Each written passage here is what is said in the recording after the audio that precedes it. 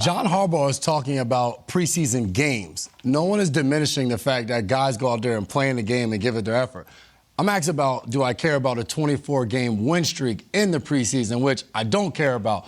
And my own experiences, I'll tell you guys all the time. 2017, I'm playing for the Browns. We don't win a single game. We went 4-0 in the preseason. It meant absolutely nothing when the skies were dark outside. It was December. It was week 14, and we were just continuing the same streak. I respect what John Harbaugh is saying about players going out there busting their butts to play in a preseason game. We were entertained last night. We enjoyed it. The fact that the Ravens won or lost the game, I don't care. I have a 7-year-old son. Before he goes to sleep last night, Daddy, who's winning? Who's winning? I was like, the Ravens are winning by a point. He was like, yes. I was like, son, like, this doesn't count. Like, this is just practice in a sense. Well, because you never played the game. You don't care about football. And I did play the game. I do care about that's football. right. I enjoyed it. You've never fought to make a team. No, oh, my goodness. I make many of the teams, even at the end of my career. But I understand the emotion, all this, that, and the third, blah, blah, blah.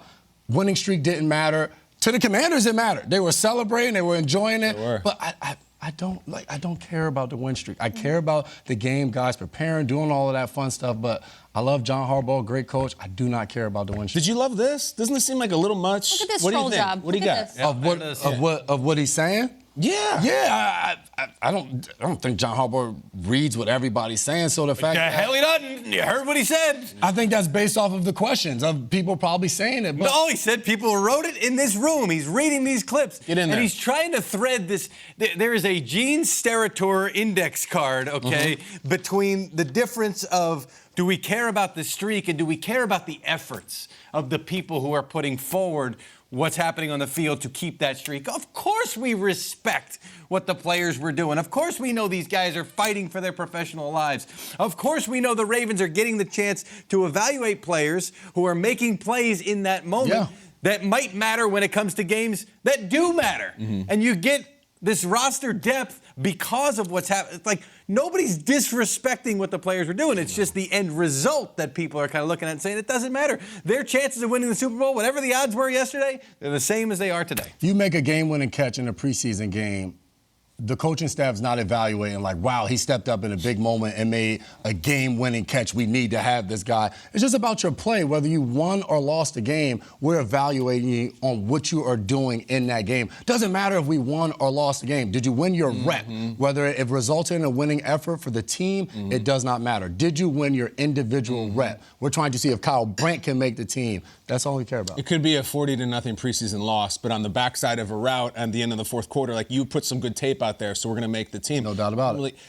I feel like the streak was over at 24 games, right? I feel like at about 12 to 13 games, Harbaugh already had this speech ready for when they lost. Like this has been in his psychological draft folder that when we finally lose, I'm going to give a piece of my mind to everybody who doesn't respect it. I don't think it was entirely necessary. I think there's all these false equivalencies that you're all over, Mike, where it's like, of course we care about the players trying to make the team. Of course we respect the undrafted guy who might make special teams because it's not about that. It's about that for 24 straight times, people don't care that you had more points than the other team playing their backups. I've always said, and you guys know this, I've really respected it. I have. As much as I called for it to end, it was kind of ready for it to be end. I think it says a lot about the Ravens front office. I really do. That the guys they have in the fourth quarter of these games, these undrafted guys or these late-round guys, are good, A, trying, B, and are really well coached, C. So I think it's really impressive. I don't know if I needed the flamethrower brushback on the entire room of like, how dare you ingrates who never played the game disrespect this thing in your scathing columns. Were there even scathing columns about the streak?